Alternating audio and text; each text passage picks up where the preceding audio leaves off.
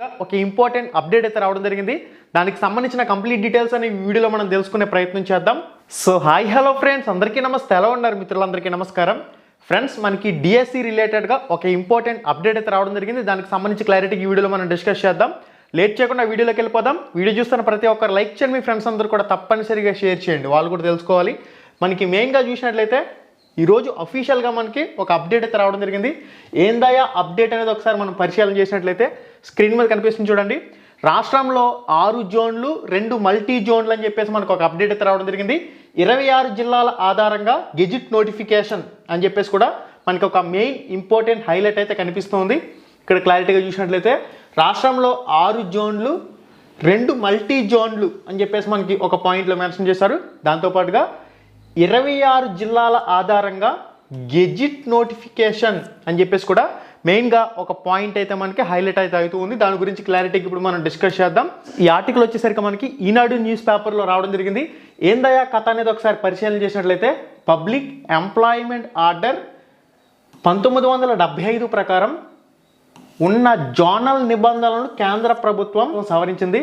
ప్రత్యేక నియామకాల్లో స్థానిక కేడర్, ఇక్కడ చూడండి, ప్రత్యేక నియామకాల్లో స్థానిక కేడర్ జోనల్ మల్టీ జోన్లపై స్పష్టత ఇస్తూ గెజిట్ నోటిఫికేషన్ ఇచ్చింది. ఇక్కడ ముఖ్యంగా 26 జిల్లాల ప్రకారం 6 జోన్లను ప్రకటించింది. వాటిని 2 మల్టీ జోన్లుగా విభజించింది. 7 ఏళ్ళు ఒకే చోట చదివిన ప్రాంతాన్ని స్థానిక ప్రాంతంగా, ఇక్కడ స్థానికతను గుర్తించేదానిగా పరిగణించడం జరుగుతుందని చెప్పేసి కూడా ఒక పాయింట్లో మెన్షన్ చేశారు. 1వ తరగతి నుంచి 10వ తరగతి వరకు మనం మెయిన్గా చూసుకున్నట్లయితే 1వ తరగతి నుంచి 10వ తరగతి వరకు మీరు ఒక 7 సంవత్సరాల పాటు ఏ జిల్లాలో చదివారో అదే జిల్లా మీ లోకల్ జిల్లా అవుతుంది. ఒక 3 సంవత్సరాలు ఒక జిల్లాలోను, అదేవిధంగా ఒక 7 సంవత్సరాలు ఒక జిల్లాలోను చదివినట్లయితే మీరు ఎక్కువ సంవత్సరాల పాటు ఏ జిల్లాలో చదివారో అదే జిల్లాని మీ లోకల్ జిల్లా కింద పరిగణలోకి తీసుకోవడం జరుగుతుంది. ఫర్ ఎగ్జాంపుల్ తెలంగాణలో ఏ విధంగా తీసుకుంటారంటే, తెలంగాణకు సంబంధించి మనం చూసినప్పుడు 1వ తరగతి నుంచి 7వ తరగతి వరకు చూస్తారు. 1వ తరగతి నుంచి 7వ తరగతి వరకు ఎక్కువ సంవత్సరాలు వాళ్ళు ఏ జిల్లాలో చదివారో దాన్ని లోకల్ జిల్లా కింద పరిగణించడం జరుగుతుంది.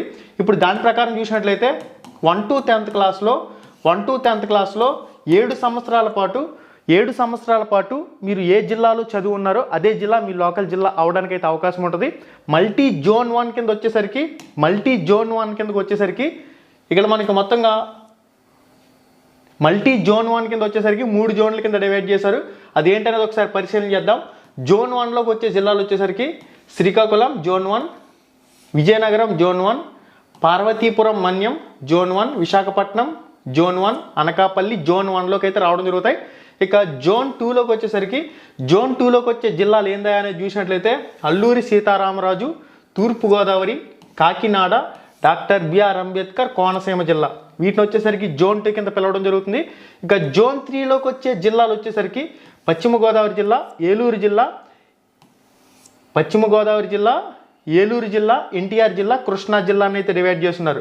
ఇది మనకి మల్టీ జోన్ 1లో ఉన్న మొత్తంగా 3 జోన్లకు సంబంధించిన జిల్లాల వివరాలు. మల్టీ జోన్ 2లో మనకి జోన్ 4 చూడండి. జోన్ 4లోకి వచ్చేసరికి గుంటూరు జిల్లా, పల్నాడు జిల్లా, బాపట్ల జిల్లా, ప్రకాశం జిల్లాలు అయితే జోన్ 4లోకి రావడం జరుగుతాయి. జోన్ 5లోకి వచ్చే జిల్లాలు వచ్చేసరికి జోన్ 5లోకి తిరుపతి, చిత్తూరు, అన్నమయ్య, వైఎస్ఆర్ కడప జిల్లాలు అయితే రావడం జరుగుతాయి. ఇక జోన్ 4లోకి వచ్చేసరికి జోన్ 4లో వచ్చే జిల్లాలు ఏందా అనేది మనం చూసినట్లయితే నంద్యాల, అనంతపురం, కర్నూలు, శ్రీ సత్యసాయి జిల్లా. ఓకేనండి, ఇక్కడ క్లారిటీగా చూసినట్లయితే మనకి మొత్తంగా మల్టీ జోన్ 1, మల్టీ జోన్ 2 అని చెప్పేసి 2 మల్టీ జోన్ల కింద డివైడ్ చేశారు. ఒక్కొక్క మల్టీ జోన్లో zone 1, zone 2, zone 3, multi zone 2లో జోన్ 4, జోన్ 5, జోన్ 6 అని చెప్పేసి ఈ విధంగా జిల్లాలకు సంబంధించి మొత్తంగా లిస్ట్ అయితే మనకి రావడం జరిగింది. మీరు ఇక్కడ క్లారిటీగా చెక్ చేయొచ్చు. జోన్ 1లోకి వచ్చేసరికి శ్రీకాకుళం, విజయనగరం, పార్వతీపురం మన్యం, విశాఖపట్నం, అనకాపల్లి జిల్లాలు అయితే రావడం జరుగుతున్నాయి. జోన్ 2లోకి వచ్చేసరికి Alluri Sitarama Raju, east Godavari, Kakinada, doctor BR Ambedkar జిల్లాలు అయితే రావడం జరుగుతున్నాయి. జోన్ 3లోకి వచ్చేసరికి వెస్ట్ గోదావరి, ఏలూరు, ఎన్టీఆర్, కృష్ణా జిల్లాలు అయితే రావడం జరుగుతున్నాయి. జోన్ 4లోకి వచ్చేసరికి గుంటూరు, పల్నాడు, బాపట్ల, ప్రకాశం, శ్రీ పొట్టి శ్రీరాములు, నెల్లూరు జిల్లాలు అయితే రావడం జరుగుతున్నాయి. ఇక జోన్ 5లోకి వచ్చేసరికి తిరుపతి, చిత్తూరు, అన్నమయ్య, వైఎస్ఆర్ కడప జిల్లాలు అయితే రావడం జరుగుతున్నాయి. నెక్స్ట్ మనకి జోన్ 6లోకి వచ్చేసరికి నంద్యాల, అనంతపురం, కర్నూలు, శ్రీ సత్యసాయి జిల్లాలు అయితే రావడం జరుగుతున్నాయి. మొత్తంగా చూసినట్లయితే 2 మల్టీ జోన్ల కింద, అదేవిధంగా 6 జోన్ల కింద మనకి డివైడ్ చేయడం జరిగింది. ఓకే, మనకి గతంలో చూసినట్లయితే నియామకాలు అనేవి 13 జిల్లాల వారీగా జరిగాయి కదా. ఇప్పుడు ఈ అంశాలని పరిగణలోకి తీసుకున్నట్లయితే మనకి కొత్తగా ఏవైతే 26 జిల్లాల కింద డివైడ్ చేస్తున్నారో ఈ 26 జిల్లాల ప్రకారం నియామకాలు జరిగే అవకాశాలు అయితే కనిపిస్తూ ఉన్నాయి. ఫ్రెండ్స్, ఇక్కడ మనం ఇంకొక మెయిన్ ఇంపార్టెంట్ పాయింట్ గురించి కూడా మాట్లాడాలి. తెలంగాణలో చూసినట్లయితే కొత్త జిల్లాల ప్రకారం నియామకాలు అనేవి జరుగుతున్నాయి. ఇప్పుడు ఆంధ్రప్రదేశ్లో కూడా మనకి గతంలో ఏ విధంగా ఉండేదంటే 20% వచ్చేవారు. నాన్ లోకల్ క్యాండిడేట్స్కి 20% అవకాశం ఉండేది కదా. మనకి కొత్త నిబంధనలను అమలు చేయడం వల్ల ఏమవుతుందంటే ఓన్లీ 5% మాత్రమే నాన్ లోకల్ క్యాండిడేట్స్ అయితే రావడం జరుగుతారు. మిగిలిన 95% పోస్టులకి సొంత జిల్లా అభ్యర్థులు మాత్రమే పోటీ పడే అవకాశం అయితే ఉంటుంది. మెయిన్గా చూడండి, ఇక్కడ మనకి కొత్త జిల్లాలకు సంబంధించి మాట్లాడుకోవాల్సిన అంశాల్లో ముఖ్యమైన అంశం వచ్చేసరికి 95% పోస్టులు. అంటే ఫర్ ఎగ్జాంపుల్ ఒక 100 పోస్టులు ఉన్నాయనుకోండి, ఆ 100 పోస్టులకు సంబంధించి 95 పోస్టులు అనేవి ఆ సొంత జిల్లా అభ్యర్థుల ద్వారా మాత్రమే భర్తీ చేస్తారు. కేవలం 5% అంటే 100లో 5 పోస్టులని మాత్రమే సొంత జిల్లా అభ్యర్థులతో పాటుగా పక్క జిల్లా అభ్యర్థులు లేదా పక్క స్టేట్ అభ్యర్థులు పోటీ పడే విధంగా మనకి 5%లోకి మాత్రమే నాన్ లోకల్ క్యాండిడేట్స్ వచ్చే అవకాశం అయితే ఉంటుంది. ఓకే, ఈ నిబంధనను అయితే తెలంగాణ మాదిరిగా చేంజ్ చేయడం జరుగుతుంది. 95% సొంత జిల్లా అభ్యర్థులతో భర్తీ అయితే కేవలం 5% క్యాండిడేట్లకు మాత్రమే నాన్ లోకల్ క్యాండిడేట్లకి పక్క రాష్ట్ర అభ్యర్థులకు సంబంధించి పోటీ పడే అవకాశం అయితే ఉంటుంది. మెయిన్గా ఈ నిబంధనలో మనకి మార్పులు అయితే వస్తున్నాయి. ఇది ఒక రకంగా చూసినట్లయితే సొంత జిల్లా అభ్యర్థులకి చాలా బెనిఫిట్లా కనిపిస్తుంది. జోన్ల వారీగా చూసినా కానీ సొంత జిల్లా సొంత జోన్లో ఉన్న వాళ్ళకి సంబంధించి బెనిఫిట్ అయితే ఉంటుంది. పక్క జోన్లోకి వెళ్ళి ఈ పాయింట్ క్లియర్ కదా, 95% పోస్టులు అంటే 100లో 95 పోస్టులు సొంత జిల్లా అభ్యర్థుల ద్వారా భర్తీ అయితే 5% మాత్రమే నాన్ లోకల్ పక్క స్టేట్ వాళ్ళు పోటీ పడే అవకాశం అయితే ఉంటుంది. మనకి మెయిన్గా తెలంగాణ మాదిరిగా ఈ నిబంధనను అయితే సడలించడం జరుగుతుంది. ఇప్పుడు మెయిన్గా మనం పరిశీలన చేసినట్లయితే మనకి ఇప్పటి వరకు డిఎస్సికి సంబంధించి మొత్తం 13 జిల్లాల వారీగా మాత్రమే పోస్టుల భర్తీ జరిగింది కదా. మనకి ఇప్పుడు రానున్న 2026లో నిర్వహించబోయే డిఎస్సి అనేది 13 జిల్లాల ప్రకారం జరుగుతుందా, 26 జిల్లాల ప్రకారం జరుగుతుందా అని చూసినట్లయితే ఇక్కడ మనకి గెజిట్ ఇవన్నీ కూడా ఇంప్లిమెంట్ అయినట్లయితే మనకి 26 జిల్లాల ప్రకారం డిఎస్సి జరిగే అవకాశం కూడా లేకపోలేదు. దీనికి సంబంధించి మరింత స్పష్టమైన ఇన్ఫర్మేషన్ రాగానే తప్పకుండా మీకు అయితే తెలియచేయడం జరుగుతుంది. కొత్త నియామకాలకు సంబంధించి ఈ రూల్ని ఇంప్లిమెంట్ చేసినట్లయితే 26 జిల్లాల ప్రకారం మనకి డిఎస్సి జరిగేందుకు అవకాశం అయితే ఉంది. అందువల్ల విద్యాశాఖ మంత్రి నారా లోకేష్ గారు జిల్లాల సంఖ్య పెరిగింది కాబట్టి ఇక్కడ ఎగ్జామ్ నిర్వహించడానికి సంబంధించి ఒకే జిల్లా ఒకే పేపర్ అంశంపై కూడా మీరు ఫోకస్ చేయాలని చెప్పేసి అభ్యర్థులందరూ కూడా కోరుకుంటూ ఉన్నారు. అయితే 7 ఏళ్ళు ఒకే చోట చదివిన ప్రాంతాన్ని స్థానికంగా పరిగణలోకి తీసుకుంటున్నట్లు పేర్కొన్నారు. అంటే 1వ తరగతి నుంచి 10వ తరగతి వరకు లేదా 4వ తరగతి నుంచి 10వ తరగతి వరకు మీరు 7 సంవత్సరాల పాటు ఏ జిల్లాలో చదువున్నారో అదే జిల్లా మీ లోకల్ జిల్లా అవుతుంది. అలా కాకుండా మీరు ఒక 2 సంవత్సరాల ఒక జిల్లాలోను, 2 సంవత్సరాల ఒక జిల్లాలోను, ఒక 5 సంవత్సరాలు ఒక జిల్లాలోను చదివినట్లయితే అప్పుడు మీకు ఎక్కువ సంవత్సరాలు ఏ జిల్లాలో చదివారో అదే జిల్లా మీ లోకల్ జిల్లా కింద పరిగణించడం జరుగుతుంది. దానికి సంబంధించి కూడా ఒక పాయింట్లో క్లారిటీగా మెన్షన్ చేశారు.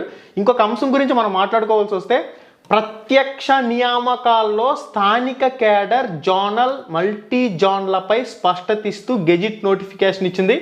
26 జిల్లాల ప్రకారం 6 జోన్లుగా ప్రకటించింది అని చెప్పేసి కూడా మనకు ఒక పాయింట్లో మెన్షన్ చేశారు. కాబట్టి కొత్త నియామకాలకు సంబంధించి ప్రభుత్వం ఏ విధంగా ముందుకు వెళ్తున్న అంశానికి సంబంధించి అఫీషియల్ అప్డేట్ రాగానే తప్పకుండా మీకు అయితే తెలియచేయడం జరుగుతుంది. ఇప్పటి వరకు ఉన్న సమాచారం చూసినట్లయితే జోన్ల వారీగా పోస్టుల భర్తీ మాత్రం ఇప్పుడు ఏవైతే కొత్త జోన్లు ప్రకటించారో ఆ కొత్త జోన్ల ప్రకారం జరిగేందుకు అవకాశం అయితే కనిపిస్తోంది. ఫ్రెండ్స్, ఇక మనకి కొత్త డిఎస్సికి సంబంధించి నోటిఫికేషన్ ఎప్పుడు వస్తుంది, ఏంది కథ అనే దాని గురించి కూడా మనం కొంచెం ఇన్ఫర్మేషన్ అనేది మాట్లాడుకునే ప్రయత్నం చేద్దాం. ఫ్రెండ్స్, ఇప్పుడు మనకి టీచర్ ఎలిజిబిలిటీ టెస్ట్ టెట్కి సంబంధించిన పరీక్షలు అయితే జరుగుతున్నాయి కదా. మనకి టెట్కి సంబంధించిన పరీక్షలు అనేవి ఎప్పటి వరకు జరుగుతున్నాయా అంటే 21/12/2025తో మనకి పరీక్షలు అయితే కంప్లీట్ అవుతున్నాయి. అంటే డిసెంబర్ 21వ తారీఖుతో టెట్కి సంబంధించిన పరీక్షలు అనేవి కంప్లీట్ అవుతున్నాయి. డిసెంబర్ 21 తర్వాత అంటే 22 తర్వాత ఎప్పుడైనా కానీ మనకి ఈ రెస్పాన్స్ షీట్లు అనేవి టెట్కి సంబంధించి రెస్పాన్స్ షీట్లు అనేవి క్యాండిడేట్ లాగిన్లో అప్డేట్ చేసే అవకాశం అయితే ఉంటుంది. దానికి సంబంధించి కూడా ఎటువంటి అప్డేట్ వచ్చినా కానీ తప్పకుండా మీకు అయితే తెలియచేయడం జరుగుతుంది. మరి ఈ టెట్కి సంబంధించిన ఫైనల్ రిజల్ట్ ఎప్పుడు వస్తుంది, టెట్కి సంబంధించిన కీలకు సంబంధించిన కూడా ఒకసారి డేటా మనం పరిశీలన చేసినట్లయితే ఇది మనకి ఏపీ టెట్ 2025కి సంబంధించిన షెడ్యూల్కి సంబంధించిన వివరాలు. ఈ షెడ్యూల్కి సంబంధించిన వివరాల్లో మనం చూసినట్లయితే ఇక్కడ మెయిన్గా కొన్ని పాయింట్లు అయితే హైలైట్ చేస్తూ ఉన్నారు. దీని గురించి క్లారిటీగా డిస్కస్ చేద్దాం. ఇక్కడ మనకి రిలీజ్ ఆఫ్ ఇనీషియల్ కీ అంటే మనకి ఇక్కడ తాత్కాలిక కీ అనేది జనవరి 2వ తారీఖున విడుదల కావడం జరుగుతుంది. జనవరి 2, 2026 ఈ కీ మనకి కీ వచ్చిన తర్వాత, తాత్కాలిక కీ వచ్చిన తర్వాత కీపై అబ్జెక్షన్స్ వచ్చేసరికి ఇక్కడ జనవరి 2వ తారీఖు నుంచి జనవరి 9వ తారీఖు వరకు తీసుకోవడం జరుగుతుంది 2026. నెక్స్ట్ ఫైనల్ కీ వచ్చేసరికి టెట్కి సంబంధించిన ఫైనల్ కీ అనేది జనవరి 13వ తారీఖున విడుదల చేస్తామని చెప్పేసి ఒక పాయింట్లో మెన్షన్ చేశారు.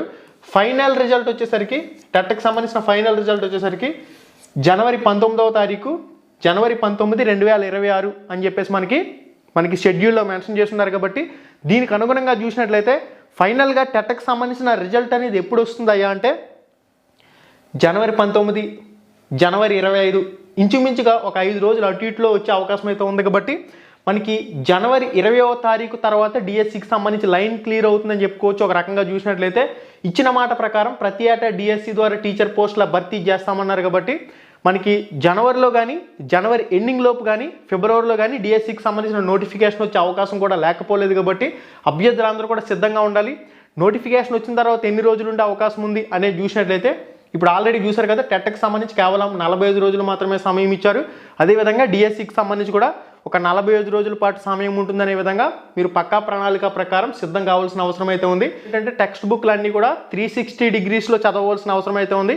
ఇప్పుడు మనకి గతంలో ఉన్న ప్రశ్నాపత్రాల సరళికి, ప్రస్తుతం ఉన్న ప్రశ్నాపత్రాల సరళికి చాలా వ్యత్యాసం అయితే కనిపిస్తుంది. కాబట్టి ఎవరైతే టెక్స్ట్ బుక్ని క్షుణ్ణంగా 360 డిగ్రీస్లో చదివి ఇప్పుడు గతంలో మాదిరిగా కాకుండా డైరెక్ట్ క్వశ్చన్లు ఎక్కడ కూడా కనిపించిన పరిస్థితి, ఎక్కడో పేపర్ అంతా చూసినట్లయితే 150 బిట్స్లో 1-2 మాత్రమే డైరెక్ట్ బిట్ల కింద ఇస్తూ ఉన్నాడు.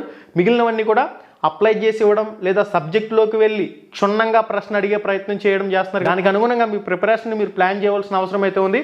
ఇంక చాలామంది అడిగేది ఏంటంటే డిఎస్సికి సంబంధించిన నోటిఫికేషన్కి సంబంధించి నోటిఫికేషన్ అనేది జనవరి ఎండింగ్లో కానీ, ఫిబ్రవరిలో కానీ రావడానికి అయితే అవకాశం ఉంది. కాబట్టి నోటిఫికేషన్ వచ్చిన తర్వాత కేవలం 45 రోజుల సమయమే ఉంటుంది. కనుక ఇప్పటి నుంచి చూసుకున్నట్లయితే మీరు డిఎస్సికి సంబంధించిన పరీక్ష రాసే వరకు ఒక 90 నుంచి 120 రోజుల సమయం అయితే వచ్చే అవకాశం అయితే ఉంది. కాబట్టి దానికి అనుగుణంగా మీరు షెడ్యూల్ ప్రకారం టెక్స్ట్ బుక్లని లైన్ టు లైన్ చదువుకుంటూ, మనకి ఏవైతే డ్రాఫ్ట్ కాపీలు ఉన్నాయో వాటిని లైన్ టు లైన్ చదువుకుంటూ, జీకే అండ్ కరెంట్ అఫైర్స్కి సంబంధించి స్టాండర్డ్ జీకే అన్న అంశాలపై దృష్టి పెడుతూ, కరెంట్ అఫైర్స్కి సంబంధించి last 9 months to 1 year current అఫైర్స్పై దృష్టి పెడుతూ ముందుకు వెళ్ళవలసిన అవసరం అయితే ఉంది. విద్యా దృక్పథాలు అనే సబ్జెక్ట్ కూడా డిఎస్సిలో అదనంగా ఉంటుంది. కాబట్టి దానిపైన కూడా మీరు ఫోకస్ చేయవలసిన అవసరం అయితే ఉంది. మెయిన్గా అకాడమీ బుక్స్పై ఫోకస్ చేయండి, టెక్స్ట్ బుక్లపై ఫోకస్ చేయండి. ఇక ప్రాక్టీస్కి సంబంధించి మన రామ్ రమేష్ ఏపీ డిఎస్సి యాప్లో కూడా ఒక షెడ్యూల్ ప్రకారం మీకు టెస్టులు అయితే జరుగుతాయి. కాబట్టి టెస్టుల పరంగా మన రామ్ రమేష్ ఏపీ డిఎస్సి యాప్లో వచ్చే ప్రణాళికాబద్ధమైన టెస్టుల గురించి త్వరలోనే మీకు వీడియో అయితే చేయడం జరుగుతుంది. ఓకే గైస్, ఇది దీనికి సంబంధించిన కంప్లీట్ సమాచారం.